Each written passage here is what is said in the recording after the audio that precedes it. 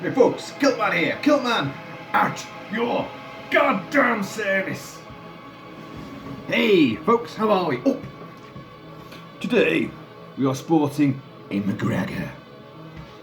You couldn't get more Scottish than that. A fucking McGregor. Oh hey, it's the hunting McGregor. Not just any old McGregor, the fucking hunting McGregor. Guys, how are you? It has taken me a long time to get to sit in front of this camera and talk to you. Today has been a fucking nightmare of trying to get anything done. You would think, wouldn't you, in lockdown, how could things get in the way? How could other things and stuff become obstacles and interfere in your daily routine? All you gotta do, Kilt-Man, is sit down in front of the camera and go yakety yakety yak. Easy. Yeah. See here, see this particular spec here. The usual spec in which you find this personage was taken over, commandeered by Mrs. Kilt-Man, understandably because she's working from home. So this becomes, we've removed all the gubbins, but this has been her office all day today, and it will be all day tomorrow as well. So she's, well, you go outside, film it outside. You like doing outside broadcasts, don't you? I do. So this morning, the sun, yes, after me saying about, oh, this weekend full of, Barbados style weather, which never fucking happened. Well, today, this morning, yes, the sun was out. It was lovely. It was. I thought I'll go out the front. I'll sit out the front. That'll be interesting, and I'll do this big review video, and I'll do it outside. Yeah, with passers-by. Hello, Kilt-Man. Hello, Mrs. So-and-so. Hello, Kilt-Man. Hello, Mr. So-and-so. And all this kind of stuff like, officer, I'm drinking whiskey on my own property, sir. But the thing was, when I went out the front, the sun may have been out, but there's so much traffic going past. All these, these undercover surveillance vans. Yeah. They've got no markings on them, but you can see the fucking stuff on the top, like, and you can see these very intense drivers, like. But yeah, it was dead busy. Loads of traffic going past. I was like, oh Jesus. So I couldn't do it out there. Oh, I'll do it out the back then. Do it out the back. Well, I had to wait till the sun travelled over because it was actually cold. If you're in the shade, it was cold. So I went out the back, tested it. Oh, Jesus. Wait till the sun comes out. Sun comes round. Sun came round. Sits outside. Right. I'll shut the door so you don't hear me. Mrs. Kilt-Man, carry on working. No worries. It sits down. Hey, it's raining. It fucking rained. Where the hell did that come from? Cracking the flags and this big black cloud just come over. I went, fucking pissed all over me. So I came back in, I waited. It got sunny again, went back out, and then Mrs. Kilt-Man goes, I think I can hear the rain on the conservatory roof. Yes, that conservatory roof. And it was raining again. So then I took the dog out and I thought, fuck this. I'll have to wait till later on. Anyway, later on came. Mrs. Kilt-Man still busy beavering away here, having a conference call and all that, like, oh, can't intrude on that. And I thought, well, the skies are absolutely beautifully blue. There isn't a little powder puff cloud in the vicinity from horizon to horizon. Come on, Kilt-Man, get up there and do it now. Do it now. Goes outside, gets the chair, gets the camera set up. Right, action. And the fucking clampets over there. Oh, fucking hell. Stop recording, come back in again. And what I did then was I found my old friend, Mr. Grousage. He's quite famous, Here he is now. Actually, there's quite a lot in his family, and I've got to know all of them. Anyway, folks, Mrs. Kilt-Man's now finished. So we're here, now, in the present, right, in this lockdown limbo. Michael, who's a porter in a hospital, NHS, come on. He requested that I do some film reviews, and he picked some great fucking, movies, and two of which are pure 80s classics, and one is a 70s classic. And the 70s classic, which is something that I was going to cover weeks ago before all this fucking COVID-19 bullshit-arama took over the world. And I was all geared up for it, and then it's kind of got lost in the whole rigmarole. But I'll be doing that. I know that film inside out. I'm not saying what it is. I know that film inside out. And one of the two 80s movies I know very well, but I haven't seen for a long time. And this one that I'm reviewing right now, The Hidden from 1987, I hadn't seen for fucking donkey's years. And he said, oh, you know, can you review these? Michael, it's happening now, it's happening. And I thought, I have got The Hidden, haven't I? I've got it. I'm sure I've got it and its sequel. And I thought, I've got them on Blu-ray. And lo and behold, I did have them on Blu-ray.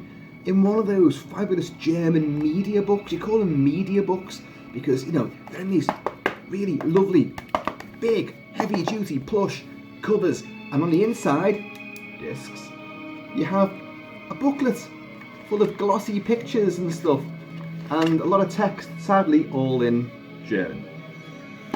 But the Germans don't want to, like, you know, that's just a standard release, and I must have got that fucking ages ago, because I do not remember. I don't remember even getting it. But anyway, there it is. So, folks, and it's not just Hidden, it's the Hidden 2 is in there as well. The Hidden 2, by the way, don't bother with it at all. Don't bother with it. We won't even bother discussing that because it's a load of it should remain hidden forevermore. So, oh yeah, I'm mixing my drinks. I've got coffee and I've got whiskey. So if I start bouncing around in a minute, you'll know why.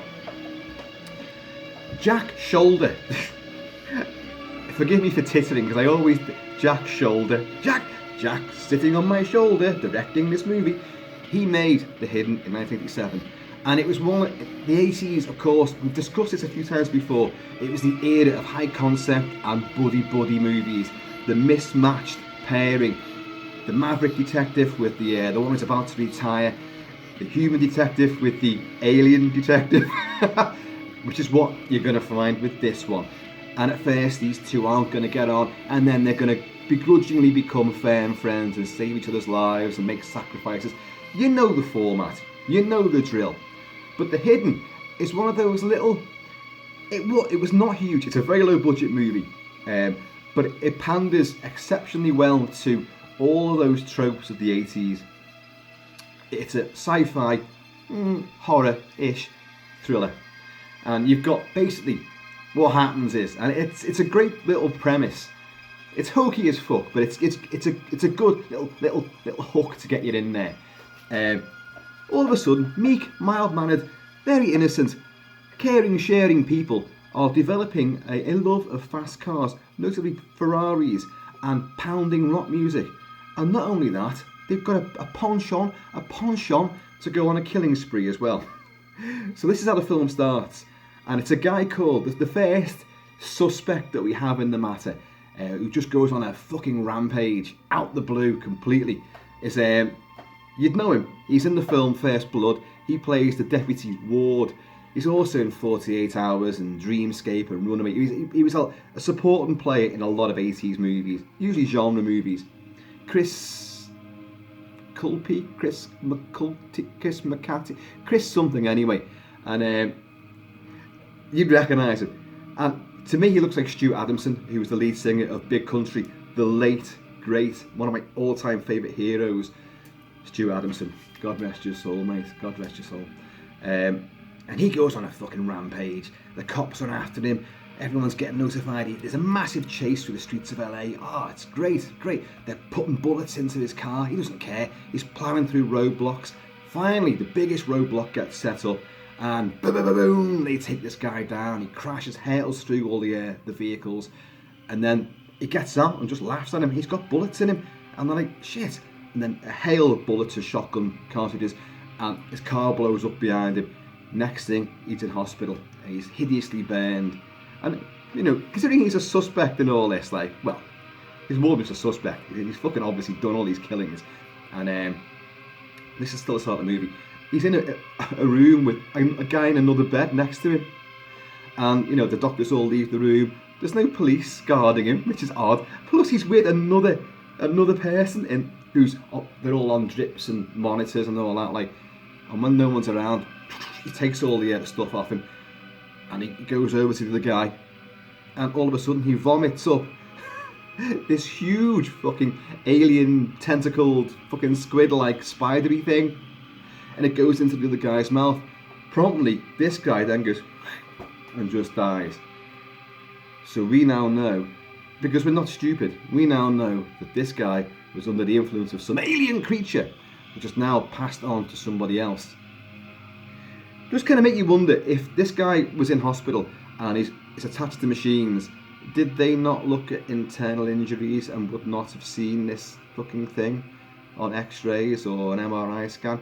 Hey, apparently that's a moot point, because then this other guy gets up, who was apparently dying, and he's a much older guy, gets up with the influence of this thing, and then he goes on a kill crazy rampage too. He gets a ghetto blaster, he beats the guy in a record store to a pulp, he gets some guns, he gets a Ferrari, and off he goes. The same old, same old. So, into this mix to try and fucking find out what the hell is going on. What the hell is going on in this town? Where people going crazy all of a sudden. Michael Nouri plays Detective Beck. Michael Nouri, who was one of the world's most wooden actors ever, who once played Count Dracula in a very, very poor TV show called Count Dracula. And he's got a partner already, and the partner is Edo Ross. Edo Ross, by the way, you'd recognise him as well. He's Victor Rosta in Red Heat. He's the Georgian Russian, drug czar that Arnie pursues from Moscow to Chicago with Jim Belushi. And he's also in Lethal Weapon. He's in fucking loads of films. Like, near the start of Lethal Weapon, he's the drug dealer that Mitchell Ryan, who's General McAllister, who has all these, you're using mercenaries. Tell me you're not. And that's him. He goes, yes, we're using mercenaries. You got a problem with that? And Mr. Joshua, and Joshua does that thing. He gets the lighter. And Edo Ross is going, you guys are fucking gone. You're out there like fucking Pluto, man. Make that payment, otherwise you'll have to speak to Mr. Joshua. And he's like, Mr. Joshua, yeah. Merry Christmas to you guys. So he can play a slime ball, he can also play, a real nasty bastard. And in this, he plays the devoted cop, who's the partner to Michael Nouri. And he's great. I like seeing him like this. More on him later, because as they begin to investigate these bizarre circumstances, why are these meek and mild-mannered people suddenly going ballistically crazy and going on a rampage? What's going on? The thing is, we already fucking know what's going on. There's an alien inside them. That's what's happening. Mysterious FBI guy, Luke Gallagher or something like that. Luke something anyway, played by the always bizarre Kyle MacLachlan. Is it Kyle MacLachlan? Yeah, it is. Kyle MacLachlan. Dan Atreides from Dune, and of course from Twin Peaks and Blue Velvet, and then many other films. Very strange actor, very strange sort of person. Perfectly suited to the likes of David Lynch material, but a little bit, odd in a typical, more conventional genre offering. He arrives, FBI, but he's very strange. He doesn't know how to take aspirins and, Alka-Seltzer. He's not even sure how to eat off a plate properly. And you're gonna begin to notice very strange things about this guy. And he's got a real fucking hard-on for catching whoever is the next fucking host body of this creature. Because he doesn't tell anyone what's happening. He's assigned to work with Detective Beck, Michael Nouri. So the two of them go out and investigate various things. But Beck's trying to say to him, look, there's something you're not telling me. What the hell is going on? And this guy is just so abstract and talks around things. He never, if he wants to catch this thing, just be honest. Just say, look, mate, I know what's happening. You're not going to believe a fucking word of it, but you're going to have to take my word for this. This is something that lives inside the human body and makes them do crazy things. And then when that body gets shot to bits and runs its course, It then has to get out. It can't live for long outside of a host. It then needs somebody else, and then it'll go on the rampage again. That's what it does. It killed my partner, and as we learn, it also killed his wife and daughter as well. Detective Beck has a wife and a young daughter, who he barely ever sees because, he's married to the job primarily. But clearly there's a lot of affection there. And when he takes Kyle MacLachlan's weird FBI guy back home for dinner, in one of those, they always take their new partner home for dinner. Fucking Lethal Weapon was full of this stuff, wasn't it? And he's increasingly oddball during that meeting, that dinner session. But he sees the daughter and he recognises the kind of environment of like, this is what I had. You still don't know his background, and in fact, you're never going to find out what the background is, because Jack Shoulder's movie doesn't really want to tell you. It just wants, look, this is the idea. There's an alien, right? It gets inside people's mouths and it makes them do crazy things, and then that gives us an excuse to have car chases and lots and lots and lots of shootouts, which is what the film does boast. Lots of chases and lots of shootings. A high body count as this thing passes from host to host to host. It ends up in a stripper. There's a strip joint, and you don't really see much. It tones all that down. There's a nude girl in the background, but she's blared out completely. But it does inhabit the body of this very voluptuous stripper, who then literally fucks a guy to death. So what is the modus operandi of this alien? What does it do? And how do you fuck someone to death? But apparently that's what she does, because the first police on the scene go, what's going on? Now it's a stripper. Just fuck this guy to death. Can you be a bit more? Can you explain exactly how that happened? Fuck to death. Anyway, he died with a smile on his face.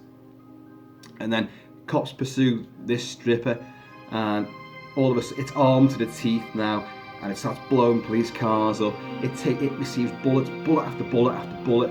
It runs to the top of a building. Massive shootout takes place, and then it gets shot off the. Oh no, it doesn't get shot off. What happens is Kyle MacLachlan suddenly reveals a strange weapon. What's that little crafty chrome-looking device? And he's got it on this woman who's the hidden, and she's on the edge of this building, the top of the fucking roof, and she's like that. Uh-oh, and he's, why aren't you firing it? Just whatever it does, it must do something. Fire it for God's sake. But before he can fire it, she turns around and she fucking hurtles off the top of this building, hits the deck, badoosh, just in time for the captain of the department, who's a portly bloke who has his dog with him as well. And as a SWAT team arrive, and these are two heroes, Beck's been shot in the shoulder, not the director shoulder, but the actual shoulder, and they're coming down to see the body, and Kyle MacLachlan knows that, look, that thing's going to get out of its mouth. It needs another host.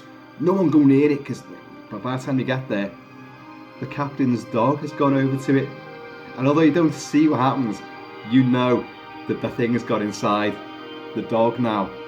And this dog is brilliant. I think its real name is Jake, but I'm not sure. I know I'm a dog person, but I don't know what kind of breed this is. It stands about that big. Can you tell? It's not very big, it's not very tall.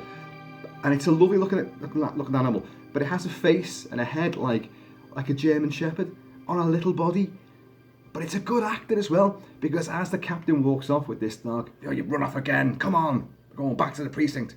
No hugs for you tonight. The dog turns around and looks at Kyle MacLachlan because it's the alien that's in there. But the dog turns around and just looks at him. It's a really good little actor, like Jed, the wolf dog, the Malamute that's in the thing. It has genuine personality, genuine character, and it's really inhabiting. It looks like it's read a script, and it's I know how to do this. Instead of just reacting to someone who's got a treat off camera, like, look now, hide the treat, snarl, it's fucking genuinely acting, and it's acting better than pretty much everybody else of a human variety in the movie. And when it goes back to the apartment with the captain, there's a great moment. It's just sitting there, and Fat Captain goes to the fridge to go and get something out, some midnight snack, and the dog leaps through the top part of the door and just takes him down, and it stands over him like that. Luckily you don't see the thing coming out of this dog's mouth to go and inhabit him. But it's like, "Arr!" And the look on it, you're like, holy shit, it's only about that big, but you're shitting yourself. And it takes over the captain. So of course, while all this is going on, you have a presidential candidate who's in town to try and drum up some support. And so all of a sudden now, you've got a threat, a greater threat. Why the hell this alien likes Ferraris, likes loud music, and just likes to go killing is fucking anyone's guess. It never explains anything. And then why the hell would it suddenly want to, get the presidential, campaigner? Well, we'll come on to a bit more of that, because a bit more happens. And the captain then goes into the precinct, and he's clearly, he sees the sort of Secret Service entourage of 2 guards, and like the press attaché, the PR woman for this guy, and the PR woman, by the way, is Lynn Shay. Lynn Shay is the wife of, or was the wife of, Robert Shay, head of New Line Cinema, who did many movies throughout the 80s, and she appeared in a lot of these films. She was the teacher in Nightmare on Elm Street, New Line, and when Nancy has the nightmare inside the classroom, the bit where the guy's reading the book and he goes, "Oh God, I could be bounded in a nutshell and call myself the king of infinite space, were it not that I had bad dreams." And like Nancy fucking has a big mad fit, and it's Lynn Shay who goes over and she goes, Nancy, you're right, you better go home. Oh, you'll need a hall pass." That's Lynn Shay, and she keeps appearing in these movies, and she's not a good actress. So I don't know why I remembered her, but the minute she came on, I went, "Oh, you're the teacher in Nightmare on Elm Street." Yeah. Anyway, this culminates in another big shootout in the police station now. And the captain, he's got all sorts of weaponry with him. He's got a fucking bazooka. He's got everything. Like, in the meantime, Michael Nouri has had enough of this FBI guy who's not been telling him what's going on. And then finally, because he actually arrests him. "Look, you fucking tell me. We're meant to be working together on this. You've been holding back. You fucking tell me what's going on." And he says, "Okay, I'm from the planet Altera, and I'm not human at all, and I've been pursuing this thing, and now it's come to your planet, to Earth, and I've got to take this thing down. Right, lock him up again."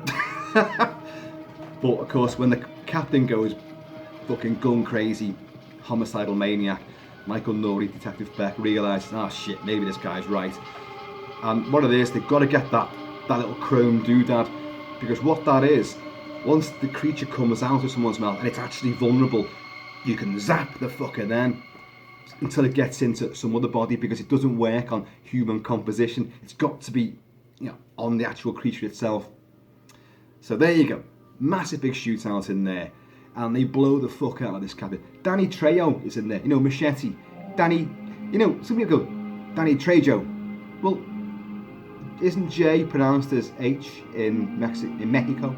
So it's like Danny Trejo or Trejo, something like that. Anyway, he's a guy in the in a cell. "Hey, what the fuck is going on? Let me out of here, man!" And he gets fucking shot. That's his debut over and done with. And but the captain gets shot to fucking buggery. But of course, Edo Ross, remember him? I told you about. He was in Red Heat and all those other movies, and Lethal Weapon. Who was Beck's previous partner before the FBI alien takes over. Suddenly it's him. It's now got him, and he goes on an even bigger fucking rampage, and he pursues this presidential candidate to some big civic hall where he's going to give a speech, and all the Secret Service guys are trying to take this guy down. He's riddled with bullets. They've got to take him down, and in the end, of course, they do. But what's happened in the meantime? Why is there's bodies here? How did all the Secret Service men got killed? How did the presidential candidate survive this? Because he's the fucking alien now! And they're going to go to some big fucking, big speech-worthy conference. And of course, in the meantime, Michael Norrie's fucking Detective Beck has been shot to buggery as well. He's whisked off to hospital. So only the FBI alien can go and get him, get his chrome doodad back. He also managed to purloin a flamethrower, which we've seen earlier on in the movie. This guy's been walking in, a detective, they go, what's that? And he goes, oh, it's a flamethrower. Some speed junkie fucking knocked it up, and it's a fucking flamethrower, like. But of course, the FBI guy gets hold of that, somehow is able to march into this big conference. Lots more security people are going, hey, stop there. FBI, no, what's in the fucking bag? Just security stuff. It's a fucking flamethrower. So he's getting shot to bits, and the alien can see this coming, and he comes out with a gun. Poor FBI guy's getting shot to bits, but he's not even human, so it doesn't really matter. Gets a flamethrower out and incinerates this, what everyone's thinking, but that's the presidential elect, for God's sake, what's happening? You've roasted him. And as he's lying there all crispened up, the alien, vamooses, it exits via his gob, and everyone goes, see that? And then all of a sudden, Cal McLachlan comes out with his little chrome doodad. Blows this little critter to bits. And then you realise that Michael Norrie is dying, and his wife and his daughter are there. Now you've already seen this weird relationship that Cal McLachlan's FBI guy has got with the daughter. He actually says she's special, that girl, because it's like she knows he's not human, and she's a bit wary of him. But when no one's looking and they leave the hospital room, he quickly gets in there, and Michael Norrie's died, basically. He's died on the bed, and it's actually genuinely quite, sad. And he realises, look, I can bring him back to life. So he opens Detective Beck's mouth, and all these glittery lights come out of his mouth and into his, and then next thing, Cal McLachlan drops dead. The kids come in, the kid and the wife come in, and Detective Beck is suddenly, he's awake, he's alive again. He puts his hand out to his daughter, and the daughter's very sheepish at first, and then finally she smiles and takes his hand. So what is that? What is that? Has he given his life essence to Detective Beck to bring him back to life? Or has he, in a similar way to this bloody alien thing, this bug thing, has he now inhabited Beck's body, and he's now going to assume the identity? That'd be a bit weird, wouldn't it? I like to assume he's just given life.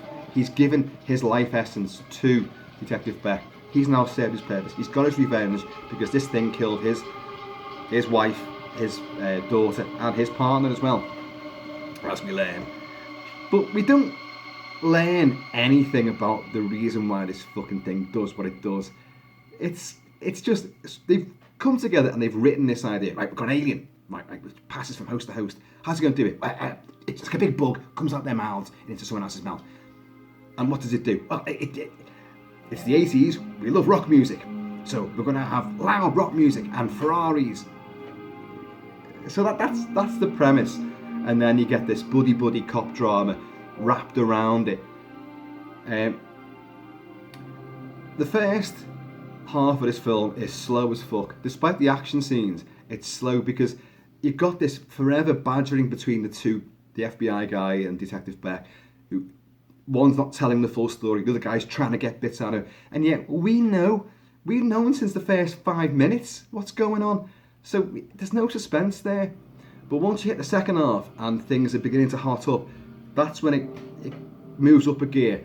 And by the end of it, when Beck's dead, you genuinely, unsuspectingly, they've put some emotions under the radar. And you've become the host for emotions you didn't realise you felt for this movie. And all of a sudden you cared about these guys. And, it's a very touching ending to a film which is inordinately cheeseball and, risible in some ways. There's not that many effects in it. There's not much gore. There's a couple of bullet wounds, but that's really it. Kevin Yeager did the special effects for it. Kevin Yeager did a lot of horror movies during the 80s, practical effects and that, like a lot of Freddy Krueger stuff he would do. And so this is the bug thing mainly, but I definitely recommend it. It's a throwback. It's an 80s, full of 80s tropes. It does exactly what it says on the tin. Car chases, shootouts, a little alien bug, and a mismatched buddy stuff with some rather inept cheeseball comedy shtick. But it's enjoyable. I had a blast with it. So, Michael, there you go. It's going to cut out in a minute. So I've waffled through all of that. But the hidden, is it hidden gem? It's enjoyable. It's not a gem. It's very, very, very far from it. But it does have some great little moments in it. And it does keep you entertained. And it also shows a lot of LA, which you don't normally see. This is a plus point. I didn't recognise anything. You watch movies set in New York and you feel like you know New York inside out. You watch movies set in London, you feel like you know London inside out. You watch films set in LA and you feel like you know LA inside out. Not when you watch this film. I didn't recognise any of those streets or locations from anything else. And that's kind of refreshing. So, The Hidden from Jack Shoulder. It's an enjoyable hokum, but it's 80s through and through. Guys, I'm going to wind this one up now, and I'll be back. Now I've got my slot back. I'll be back in a wee bit with something else for you. So, in the meantime and in between time, stay safe, stay happy, keep it kilted, keep it Celtic, and I'm going to see you all